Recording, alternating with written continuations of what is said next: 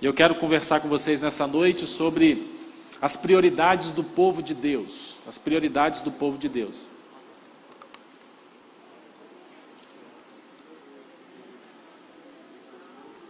1 Pedro, capítulo 2, de 4 a 10. Você pode abrir a sua Bíblia ou pode acessá-la, caso você a faça no seu dispositivo. Como eu disse, quero conversar com vocês sobre as prioridades do povo de Deus. E a palavra de Deus nos diz assim, meus irmãos: à medida que se aproximam dele, a pedra viva, rejeitada pelos homens, mas escolhida por Deus e preciosa para ele, vocês também estão sendo utilizados como pedras vivas na edificação de uma casa espiritual para serem sacerdócio santo, oferecendo sacrifícios espirituais aceitáveis a Deus por meio de Jesus Cristo. Pois assim é dito na Escritura: eis que ponho em Sião uma pedra angular, escolhida e preciosa, e aquele que nela confia jamais será envergonhado. Portanto, para vocês, os que creem, esta pedra é preciosa, mas para os que não creem, a pedra que os construtores rejeitaram tornou-se a pedra angular, e pedra de tropeço e rocha que faz cair. Os que não creem tropeçam, porque desobedecem a mensagem para o que também foram destinados. Vocês, porém, são geração eleita, sacerdócio real, nação santa, povo exclusivo de Deus, para anunciar as grandezas daquele que o chamou das trevas para a sua maravilhosa luz. Antes vocês nem sequer eram povo, mas agora são povo de Deus. Não haviam recebido misericórdia, mas agora a receberam. Que Deus abençoe a leitura da sua palavra e que agora o Espírito Santo de Deus a aplique aos nossos corações. Todos nós sabemos que a vida pode ser muito agitada. A vida moderna, ela é uma tremenda correria. Estão diante de nós muitos desafios, muitos programas, muitos compromissos. A gente vive uma roda louca diante de tudo aquilo que se apresenta diante de nós. E nessa correria da vida moderna, é muito fácil, então, nós perdermos de vista as prioridades, aquilo que é importante. Na verdade, nós vivemos hoje a chamada tirania do urgente. Tudo é urgente, você já percebeu? A pessoa te manda uma mensagem e diz assim: olha, eu preciso da resposta, mas eu quero a resposta para ontem. É urgente, tudo é urgente. E eu já ouvi que nem tudo que é urgente é importante, e nem tudo que é importante é urgente. Mas nessa corrida frenética, nessa loucura que a vida se apresenta diante de nós, é muito fácil então nós perdermos de vista as nossas prioridades. E sobre a pressão que recai sobre nós, é fácil então nós focarmos naquilo que é urgente, ou naquilo que se apresenta para nós como urgente, mas que nem sempre é importante. E aí, nós precisamos ser lembrados de tempos em tempos sobre as nossas prioridades como povo de Deus. O que é prioridade para nós como povo de Deus? Pedro, quando escreve essa pequena carta, essa pequena epístola, ela é endereçada, ela é dirigida a um grupo de cristãos que estavam vivendo sob enorme pressão. Pessoas que estavam sofrendo a pressão da perseguição. Logo na introdução da carta, no primeiro versículo do capítulo 1, Pedro vai dizer assim: Pedro, apóstolo de Jesus Cristo, aos eleitos de Deus, peregrinos, dispersos no Ponto, na Galácia, na Capadócia, na província da Ásia e na Bitínia. E a pressão que aqueles irmãos estavam sofrendo, estavam vivenciando, poderia ter aberto uma barreira no relacionamento agora entre judeus e gentios, levando a divisões no meio da igreja. E Pedro queria então que aqueles irmãos, e claro, a todos nós, a cada um de nós, vissem com muita clareza, com muita nitidez, as suas prioridades. Quais são, então, as prioridades do povo de Deus? Isso é importante, meus irmãos, porque quando nós temos diante de nós aquilo que é prioritário para nós, nós então buscaremos cumprir o propósito glorioso para o qual Deus tem nos chamado, para o qual Deus tem nos estabelecido.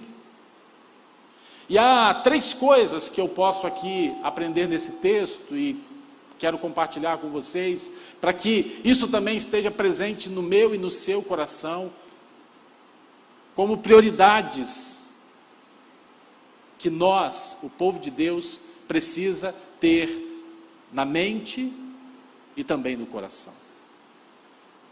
E a primeira coisa que nós podemos observar aqui nesse texto é que o povo de Deus, ele deve manter Deus no centro. O povo de Deus, ele deve manter Deus no centro de todas as coisas.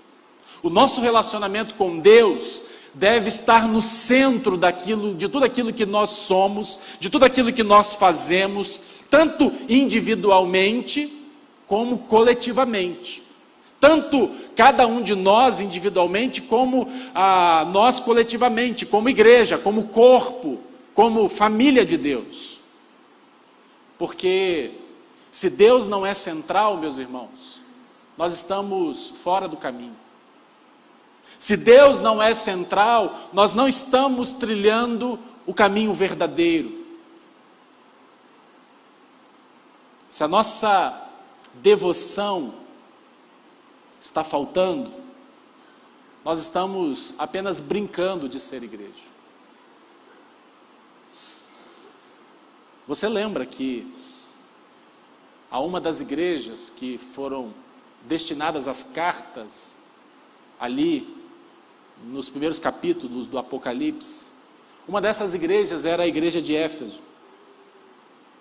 E a revelação que João recebeu acerca dessa igreja foi a seguinte: Apocalipse 2, de 1 a 7. E a palavra de Deus diz assim: ao anjo da igreja em Éfeso escreva: estas são as palavras daquele que tem as 7 estrelas em sua mão direita e anda entre os 7 candelabros de ouro. Eu conheço as suas obras.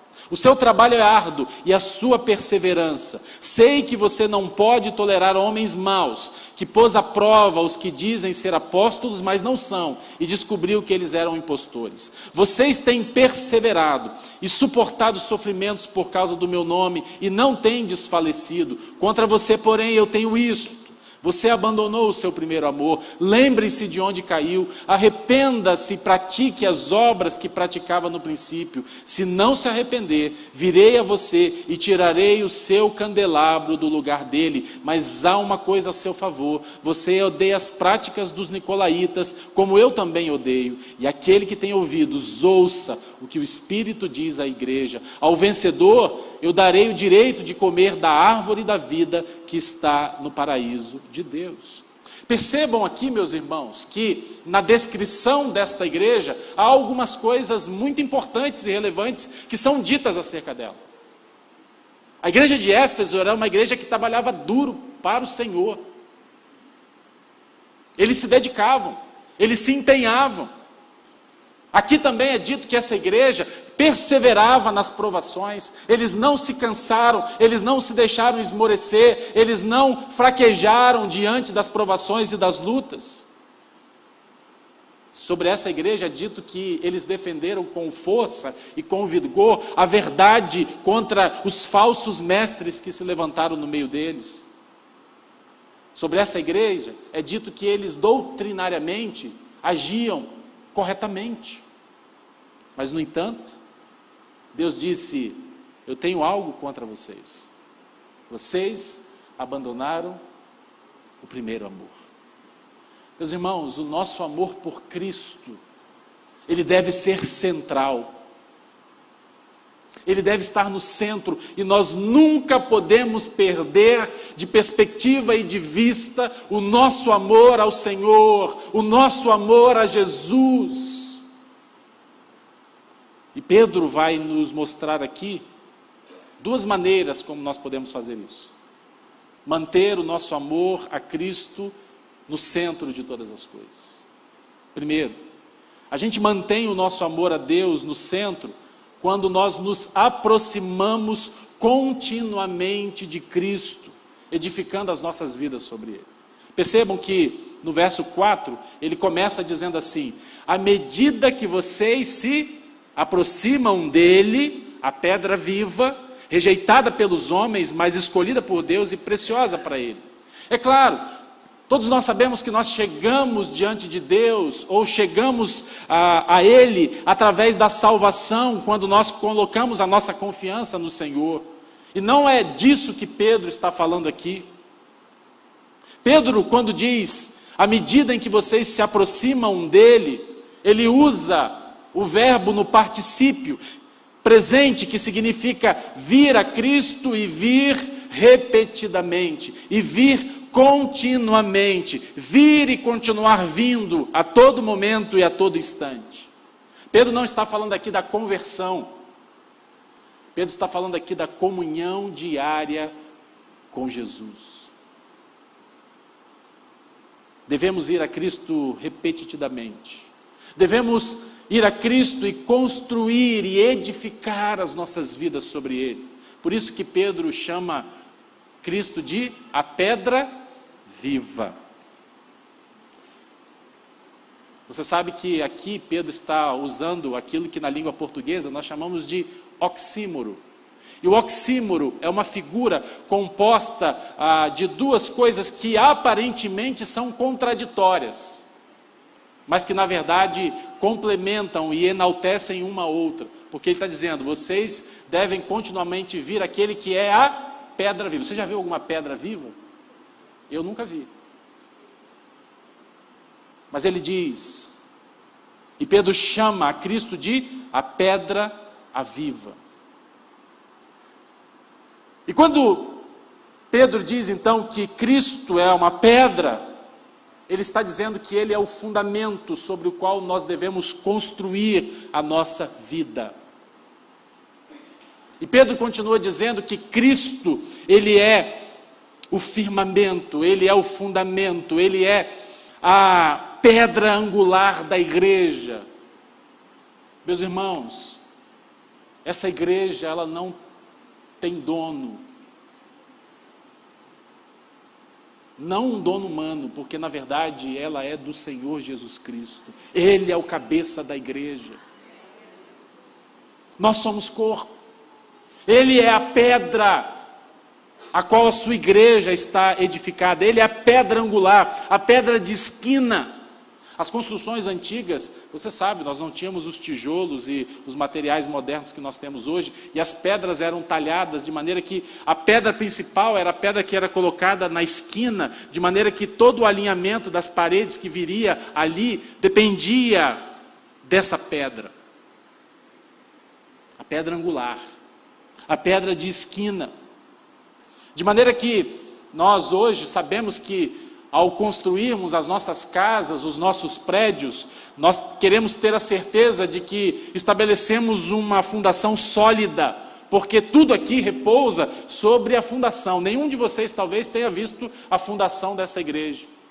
Mas percebam, tudo aqui está repousado sobre essa fundação, sobre o que está debaixo da terra e que a gente não consegue ver.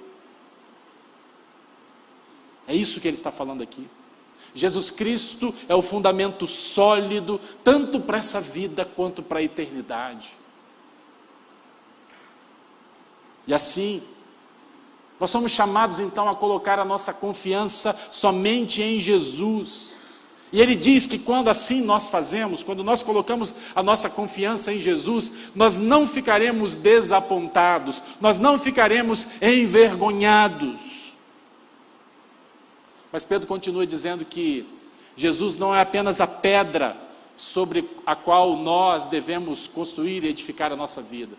Pedro continua dizendo que Jesus Cristo não é a pedra sobre a qual a igreja precisa ser edificada, a igreja precisa ser construída. Ele diz que Cristo é uma pedra viva, uma pedra viva. Porque Jesus Cristo morreu pelos nossos pecados e ressuscitou dentre os mortos, triunfando sobre o pecado, sobre a morte, sobre o inferno. Ele é o autor e o doador da vida. Ele é aquele capaz de conceder vida espiritual a todos aqueles que nele creem. E o que Pedro está dizendo aqui é que o cristianismo não é um ritual morto, não é a observância de gestos, de atitudes. Ele está dizendo aqui que o cristianismo não é uma religião de rituais mortos. Ele está dizendo aqui que o cristianismo é um relacionamento com o Senhor que vivo está. Ele está dizendo que nós precisamos então nos achegar a essa pedra viva continuamente, diariamente. Nós precisamos construir e edificar tudo aquilo que temos e que somos diante dele. E o verso 6 aqui, ele vai fazer uma citação de Isaías, capítulo 28, 16, que mostra que nós devemos então edificar sobre Cristo e continuar crendo nele. Isaías 28, 16 vai dizer assim: por isso diz o soberano Senhor, eis que ponho em Sião uma pedra já experimentada, uma preciosa pedra angular para alicerce seguro, e aquele que confia jamais será abalado. Crer em Cristo, e para crer em Cristo, eu devo abrir mão das minhas próprias convicções, eu devo abrir mão das minhas próprias obras, ou da tentativa de achar que pelas minhas obras, pela minha capacidade, eu vou obter a salvação. Crer em Cristo significa não confiar em mim mesmo, mas declarar que eu sou totalmente dependente do Senhor, e assim, com confiança, com quebrantamento, me aproximar dele a cada dia, a cada instante. Porque uma vez que você tenha confiado em Jesus Cristo como seu Salvador, toda a sua vida, a partir daquele momento, precisa ser uma vida de descoberta de tudo aquilo que Ele é para você. A partir do momento em que você entrega a sua vida para Jesus, a partir daquele momento, toda a sua vida então se envolve nesse processo de cada vez mais descobrir aquilo que Ele é, aquilo que Ele significa, aquilo que Ele tem feito e tem realizado na sua vida. E Pedro vai dizer então, também, na sua segunda carta, no capítulo 1, verso 3, que Deus tem dado tudo aquilo que nós precisamos para a vida e para a piedade. Ele vai dizer assim, 2 Pedro, capítulo 1, verso 3, o seu divino poder nos deu tudo o que nós necessitamos para a vida e para a piedade, e por meio do pleno conhecimento daquele que nos chamou para a sua glória e virtude, Cristo é a nossa suficiência. Em Cristo nós temos tudo o que precisamos, tudo o que necessitamos, tudo o que desejamos. Sabe qual é o problema hoje, meus irmãos? O problema hoje é que muita gente quer Cristo e mais alguma coisa. Eu quero Cristo mais dinheiro.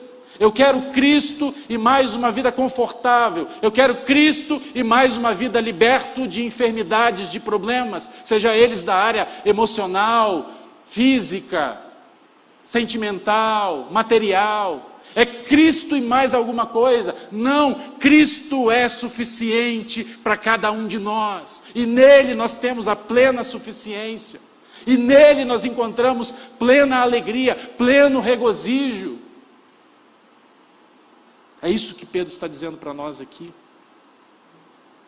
E à medida em que nós nos aproximamos dele, e à medida que nós vamos nutrindo a nossa comunhão continuamente com ele, pela fé, nós aprendemos então que a principal necessidade da nossa vida é conhecê-lo cada vez mais. Não foi isso que Paulo vai dizer? Filipenses capítulo 3, verso 10, ele vai dizer: eu quero conhecer a Cristo, o poder da sua ressurreição, e a participação em seus sofrimentos, tornando-me com ele em sua morte. Deixa eu dizer uma coisa para você, porque amo você. Se você não está consistentemente, diariamente, reservando tempo para ir a Cristo, em sua devoção pessoal, para construir a sua vida nele, as suas prioridades estão erradas.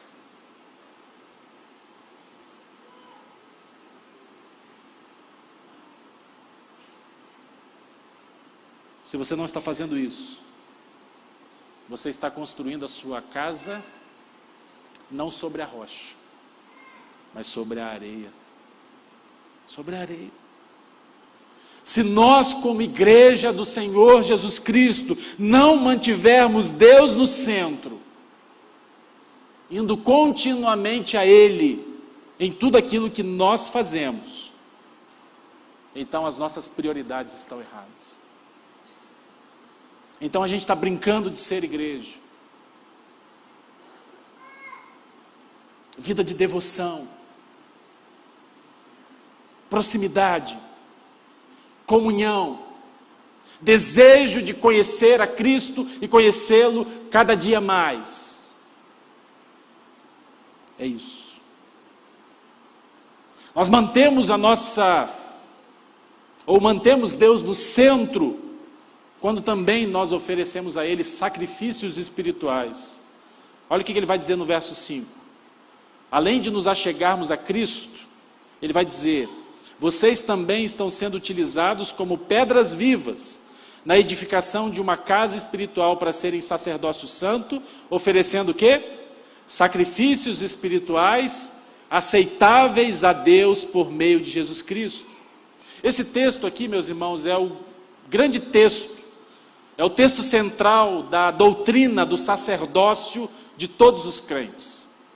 Você sabe que no contexto do Antigo Testamento existia então a figura do sacerdote. Os sacerdotes eram aqueles que se aproximavam de Deus, oferecendo sacrifícios para o pagamento dos pecados do povo. Além dos sacerdotes, nós tínhamos a figura também do sumo sacerdote, aquele que uma vez por ano, e somente uma vez por ano, ele podia entrar no Santo dos Santos para fazer a expiação por todo o povo. Inclusive o Antigo Testamento vai dizer que ele entrava amarrado com uma corda e com aquele sininho igual de vaca, porque se ele estivesse em pecado, ele seria fulminado ali no Santo dos Santos, que simbolizava a presença de Deus, o lugar sagrado, o lugar santíssimo, e ninguém podia entrar lá para tirar ele, de maneira então que ele seria puxado pela corda, caso ele fosse fulminado na presença de Deus. Mas agora, Jesus é o nosso sumo sacerdote, que a si mesmo se ofereceu uma vez por todas, como sacrifício perfeito pelos nossos pecados. E agora, cada um de nós é sacerdote de si mesmo, ou seja, cada um de nós tem o direito, o acesso direto à presença de Deus, através de Jesus Cristo. E você sabe que, quando Jesus morreu na cruz, o véu do templo se rasga, não de baixo para cima, mas de cima para baixo, simbolizando que agora nós tínhamos plena liberdade de estar na presença de Deus.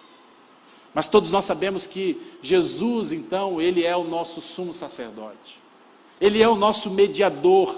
Paulo vai dizer isso, em 1 Timóteo capítulo 2, verso 5, ele diz: pois há um só Deus e um só mediador entre Deus e os homens, Jesus Cristo. A gente não precisa hoje de nenhum sacerdote humano. A gente não precisa hoje oferecer nenhum sacrifício sangrento, já que a oferta de Jesus, ela foi feita uma vez por todas e ela é plenamente suficiente. Mas Pedro vai dizer aqui que nós somos chamados a oferecer sacrifícios espirituais como sacerdotes. Que sacrifícios são esses? Do que Pedro está falando aqui, que nós somos chamados então, ao manter Deus no centro da nossa vida, oferecer a Ele sacrifícios espirituais? Nós temos algumas indicações aqui no Novo Testamento e que eu quero rapidamente apresentar para vocês. Primeiro, nós podemos oferecer os nossos corpos como sacrifício espiritual vivo diante de Deus. Romanos capítulo 12, verso 1 vai dizer: portanto, meus irmãos, rogo-lhes, pelas misericórdias de Deus, que vocês se ofereçam como sacrifício vivo, santo e agradável a Deus, que é o culto racional de vocês. Isso significa que tudo o que você faz, por ação ou por omissão, tudo que você pensa, quem você é, precisa ser oferecido como um sacrifício para glorificar a Deus. E agora cabe uma reflexão, né? Será que tudo que eu tenho feito tem sido como um sacrifício, como uma oferta diante de Deus? Será que eu posso dizer então que o meu corpo, ele tem se colocado como um sacrifício espiritual diante de Deus? Em Romanos capítulo 15, verso 16, Paulo também vai dizer que quando nós ofertamos, quando nós dedicamos os nossos recursos financeiros, nós também estamos oferecendo um sacrifício espiritual diante de Deus. Ele vai dizer, Romanos 15, 16, que ele foi chamado para pregar Jesus Cristo aos gentios, e com o dever sacerdotal de proclamar o Evangelho de Deus, para que os gentios se tornem uma oferta aceitável a Deus, santificados pelo Espírito Santo. O que Paulo está dizendo aqui? Que quando nós compartilhamos as boas novas, quando nós pregamos o Evangelho, nós estamos oferecendo um sacrifício espiritual diante de Deus. A igreja de Filipos, Paulo diz que ao eles levantarem uma oferta de amor para sustento da obra missionária que Paulo estava realizando, para atender às suas necessidades, Paulo vai dizer que eles se apresentaram como um sacrifício aceitável e agradável diante de Deus. Isso está lá em Filipenses, no capítulo 4, também no capítulo 2. Quando nós louvamos a Deus, meus irmãos, quando nós adoramos ao Senhor, nós estamos oferecendo a Ele um sacrifício espiritual. Hebreus capítulo 13, versículos 15 e 16. Ele vai dizer: por meio de Jesus, portanto, ofereçamos continuamente a Deus sacrifício de louvor, que é fruto de lábios que confessam o seu nome, e não se esqueçam de fazer o bem e de repartir com os outros o que você tem, pois de tais sacrifícios Deus se agrada.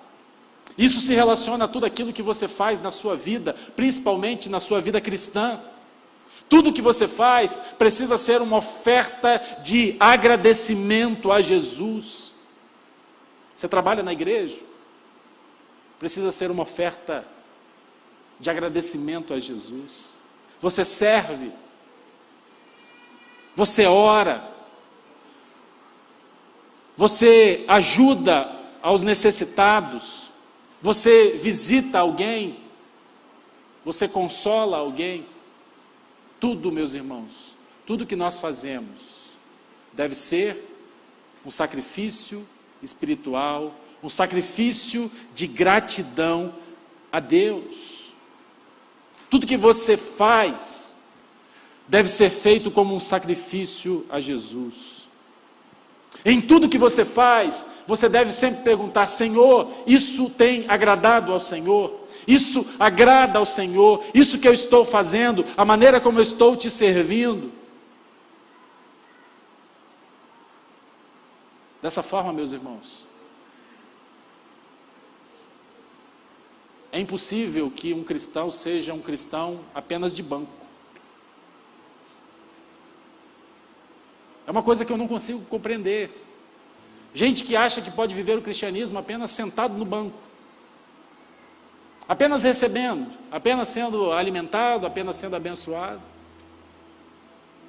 Porque nós somos chamados a oferecer sacrifícios espirituais de gratidão, de reconhecimento ao Senhor. Mas há uma segunda coisa aqui nesse texto que nós podemos aprender. Nós devemos ser edificados juntos, meus irmãos, como povo de Deus. Quando eu faço casamentos, eu normalmente gosto de explicar aos noivos que o casamento é como um triângulo. Deus está no vértice e cada um deles está numa das bases desse triângulo. E à medida então que eles se aproximam de Deus, eles também se aproximam um do outro. A partir do momento em que ambos buscam a Deus, eles se aproximam e eles vão se encontrar lá no vértice. O cônjuge, o marido, a esposa e Deus. E será uma comunhão plena, e será uma comunhão perfeita. E aquilo que é verdade no casamento, também é verdade na vida da igreja. À medida que eu e você, que somos a igreja do Senhor Jesus, à medida que nós nos aproximamos de Deus, nós também nos aproximamos uns dos outros.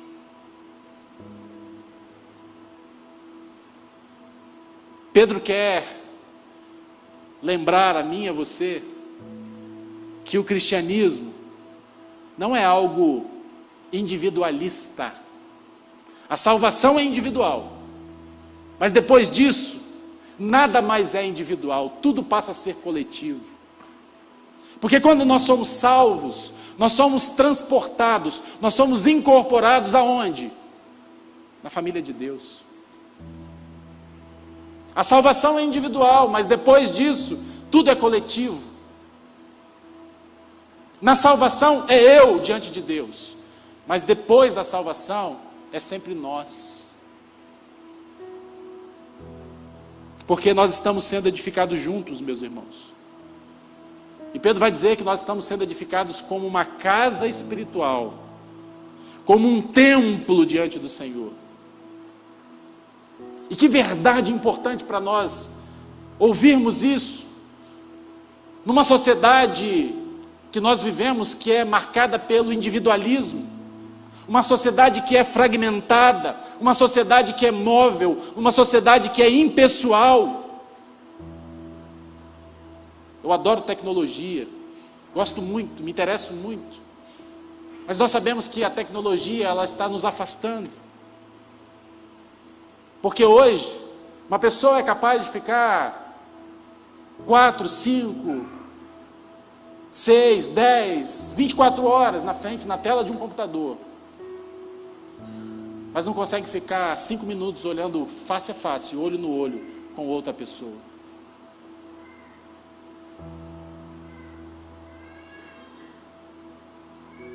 E se você é como eu, talvez você possa ter parentes, por exemplo, que você não vê há anos, né? Eu tenho alguns primos que eu acho que se eu encontrar com eles na rua, eu não os reconheço. Porque é assim, né?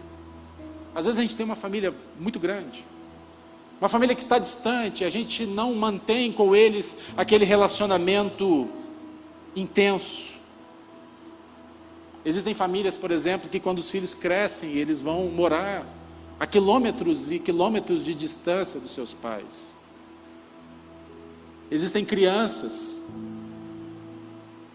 que nesse tempo onde, infelizmente, o divórcio ele tem crescido, ele tem assolado muitos casamentos e muitas famílias, filhos que crescem longe dos seus pais, filhos que raramente veem os seus pais ou suas mães. Mas você precisa entender que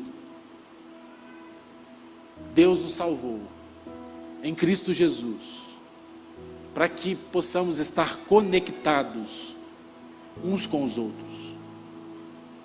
E essa é a grande necessidade da nossa vida. Relacionamentos, comunhão. Deus projetou a sua igreja para que ela pudesse suprir também essa necessidade que é minha e que é sua. E aqui nesse texto nós vamos poder observar que Nós somos edificados como templo, como casa espiritual de Deus, na medida em que, ao caminharmos juntos, cada um de nós exerce o seu sacerdócio sob a liderança de Jesus. Você sabe, a igreja não é o templo, a igreja não é o prédio, a igreja não é um edifício, a igreja é o povo de Deus. É o povo de Deus. A igreja pode se reunir num templo, num prédio, numa casa, ao ar livre, na praça.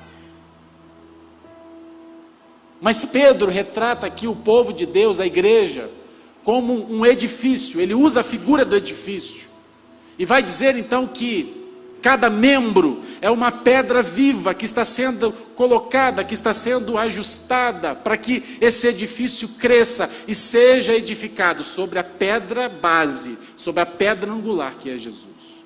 Agora imagine que a gente chegasse aqui, logo depois da construção desse espaço, e começasse a ver um bocado de lajota aqui, que foi deixada aqui, ali, uma coluna que foi erguida aqui, mas que não liga a lugar nenhum e que não sustenta nada. Seria estranho, né? E a gente perguntaria, o que é que o engenheiro pensou aqui? Porque tijolo por tijolo, bloco por bloco, eles foram assentados no seu devido lugar para que a igreja então pudesse ser edificada, esse espaço pudesse ser construído. E é essa figura que Pedro está usando aqui, ele quer que eu e você possamos entender. Meus irmãos, a igreja de Deus, que é o povo de Deus, ela só será completa, ela só será forte, quando cada membro, quando eu e você, como pedras vivas, nos encaixarmos e formos colocados em nosso devido lugar, para que então esse prédio possa ser edificado, esse prédio possa ser desenhado, levantado. É verdade a frase que diz que nós não vamos à igreja, nós somos a igreja. Nós vamos ao templo, nós vamos a esse espaço para prestarmos o nosso culto coletivo e é fundamental que assim o façamos. Mas é verdade, nós não vamos à igreja, nós somos a igreja. E por isso, nós devemos ministrar uns aos outros. E por isso, é errado pensar então no ministério como sendo algo apenas formal, né? O ministério como sendo apenas algo que eu faço. Então, o Rafael vai dizer, ele vai pensar que o ministério dele é servir no data show, quando ele serve ali na projeção, ser o líder de pequeno grupo, participar da diretoria da igreja como ele participa. É errado pensar no ministério apenas nesses ambientes formais, porque na verdade nós somos chamados a ministrar uns aos outros continuamente, a todo tempo, a todo momento, porque o ministério, ele é um transbordamento da vida que é cheia de Jesus Cristo e que transborda Cristo na vida da outra pessoa.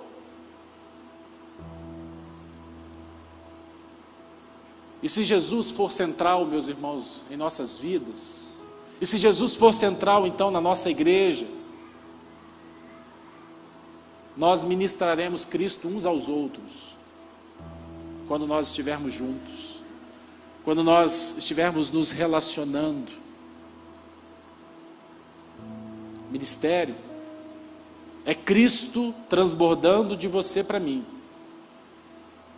e de mim para você. Compartilharmos Cristo, vivermos Cristo, porque Ele é central nas nossas vidas. Mas Ele vai dizer aqui também que nós somos construídos juntos, na medida em que nós vivemos de acordo com a nossa identidade, de um povo distinto, de um povo diferente, de um povo separado. E Pedro aqui começa a pintar algumas figuras dessa nossa identidade que ele traz lá do Antigo Testamento. Ele vai dizer que nós somos, por exemplo, a raça eleita. E se você for em Isaías, capítulo 43, verso 20, vai dizer então: os animais de campo me honrarão, e os chacais e as corujas, porque fornecerei água do deserto e riachos no ermo, para dar de beber ao meu povo, o meu escolhido, a minha raça. Ele vai dizer aqui que eu e você, nós somos o sacerdócio real. E ele traz essa figura de Êxodo, capítulo 19, verso 6, onde a palavra de Deus diz: vocês serão para mim um reino de sacerdotes e uma nação santa. E essas são as palavras que você dirá aos israelitas. Ele vai pintar aqui eu e você como uma nação santa, que também está em Êxodo 19, verso 6. Ele vai pintar aqui eu e você como sendo o povo, propriedade exclusiva de Deus. Em Êxodo 19, verso 5, a palavra de Deus nos diz: agora, se vocês me obedecerem fielmente e guardarem a minha aliança, vocês serão o meu tesouro pessoal dentre todas as nações, embora a terra seja minha. E ele termina dizendo: olha, antes vocês não eram povo, antes vocês estavam dispersos e espalhados, mas agora vocês são o meu povo. Imagem que ele traz de Oséias, capítulo 1 e também capítulo 2. E Pedro faz isso, meus irmãos, porque ele quer que a gente tenha isso em mente. O quão preciosos nós somos, o quão importante nós somos. A maneira como Deus nos vê, a maneira como Deus nos trata, como seu povo, como sua nação, como sua possessão, como sua riqueza.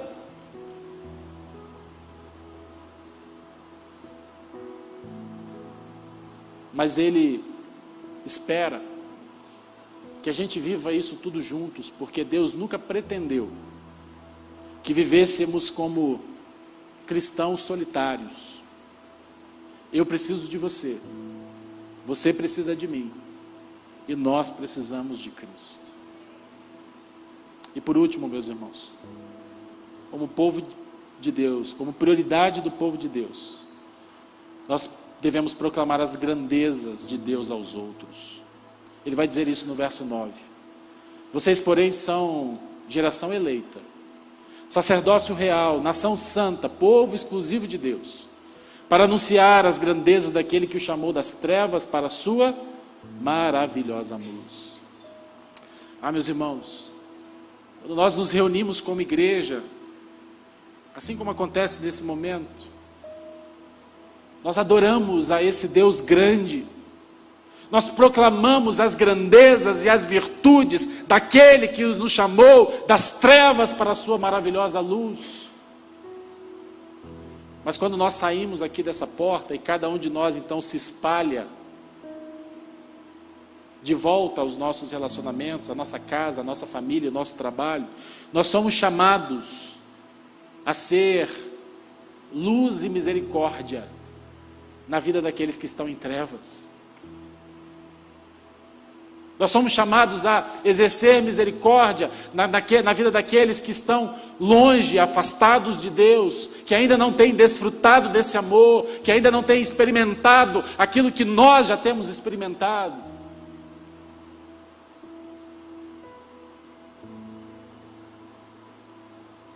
Mas é claro, precisamos saber então que a cruz de Cristo, ela é loucura para alguns, ela é escândalo para outros. Somos portadores de uma mensagem que para muitos ela será rejeitada. Nós seremos ridicularizados.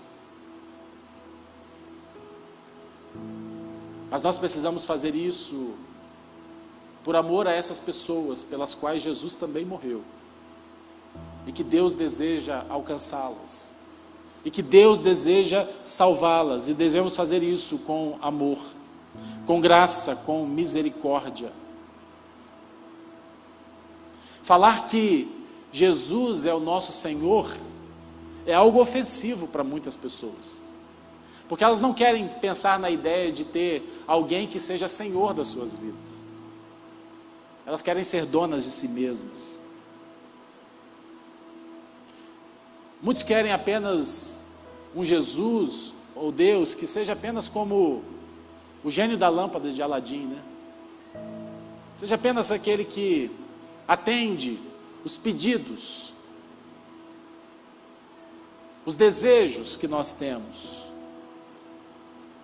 Mas eu e você somos chamados a proclamarmos Cristo, o Cristo crucificado. Eu e você somos chamados a proclamar Cristo como Senhor das nossas vidas, sabendo que algumas pessoas acreditarão na nossa mensagem e serão salvas e serão transformadas, mas outros vão rejeitá-los. E nós devemos estar preparados para isso.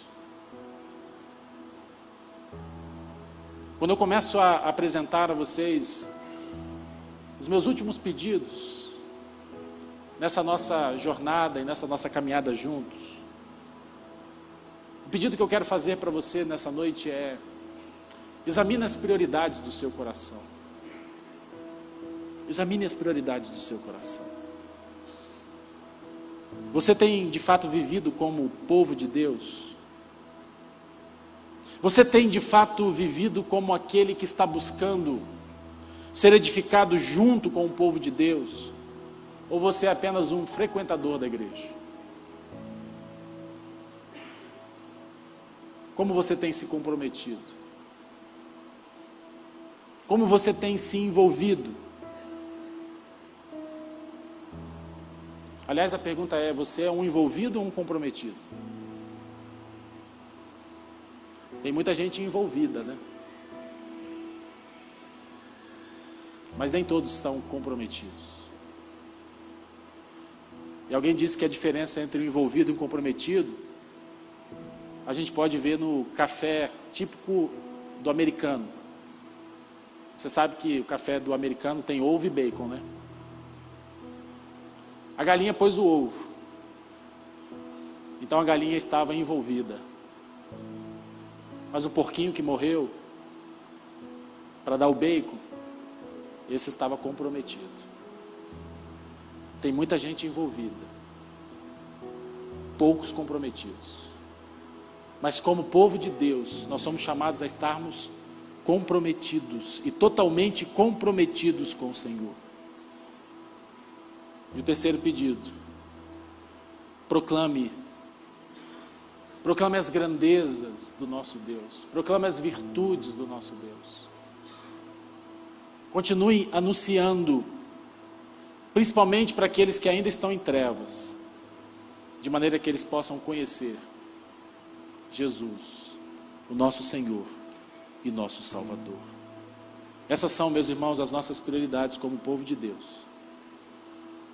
Povo que tem recebido a misericórdia de Deus, povo a qual tem sido derramada a graça de Deus, e que o Senhor assim nos abençoe, e que o Senhor possa continuar abençoando e conduzindo as nossas vidas, a nossa igreja, de maneira que essas prioridades estejam sempre diante dos nossos olhos, e principalmente forjadas em nossos corações. Pai, obrigado pela Tua palavra.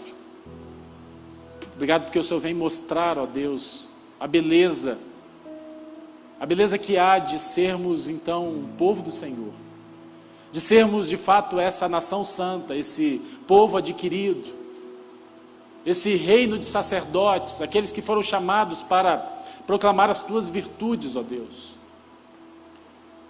Leva-nos, ó Deus, a cada um de nós a um nível de comprometimento cada vez maior, nos dedicando, nos consagrando, sendo cada um de nós usados como pedras vivas na construção e na edificação da Tua igreja. Que cada um de nós, ó Deus, possa exercer o ministério de servirmos uns aos outros, e que o amor seja de fato o elo que nos une. E que assim, ó Deus, prossigamos amando, perdoando, fortalecendo, incentivando, ó Deus, cada um de nós ao amor e às boas obras, conforme a Tua palavra nos orienta, conforme a Tua palavra nos diz. E se assim o for, teremos a certeza e a convicção de que o Senhor mesmo estará guardando e protegendo a vida de cada um de nós, Teu povo, hoje e para todo sempre. E agora, que o Senhor nos abençoe e nos guarde, que o Senhor faça resplandecer o seu rosto sobre nós e de nós tenha misericórdia, que o Senhor sobre nós levante o seu rosto, resplandecendo o Teu amor e a Tua paz, hoje e para todo sempre. Amém, amém e amém. Lembrar você, terminando esse culto, a cantina está funcionando. Eu queria convidar muito você para estar conosco no próximo domingo. Nós temos coisas importantes que estarão acontecendo, mas também porque será o nosso último domingo juntos. Eu queria ter você aqui conosco, tanto pela manhã quanto à noite, para que a gente possa marcar esse tempo, marcar esse momento, com muito amor, com muito carinho. Vá em paz, que Deus abençoe ricamente a sua vida.